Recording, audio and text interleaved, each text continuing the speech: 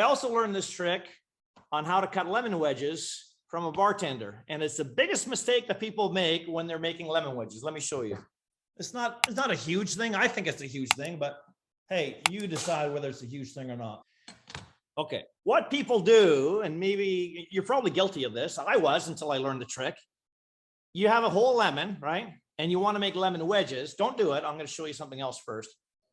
You normally just cut it and then you cut your wedges, right? It makes sense. What I want you to do first before you cut your lemon is cut off that bit and cut off that bit. Here's why. By cutting off that thick skin, you always get a thick part of skin at the base.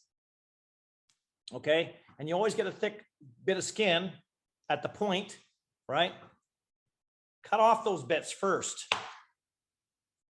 Then cut it into half lengthwise, like you normally would do, and then cut it into wedges. So what I do for my wedges, I usually do 8 per lemon, so 4 per half. So I cut each half in half, and then on a 45-degree angle, I'll cut those other 2, okay, like so, to give me 8.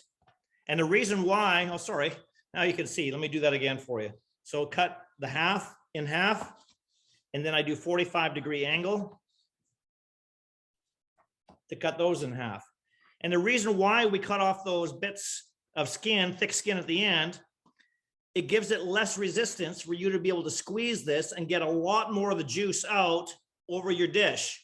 If you had the thick skin on there, it's harder for you to bend that and squeeze it, and you're not going to get as much juice out of your lemon. So a really good trick there for you. So it also helps with that cutting technique. If you're ever having a Corona, and you like the little chunk of lime in there, it's classically done. Always cut the 2 skin sides off the end, and it's a lot easier to squeeze that little bit of lime in the top of your Corona as well. Okay, so you will definitely benefit from that tip. I know you will.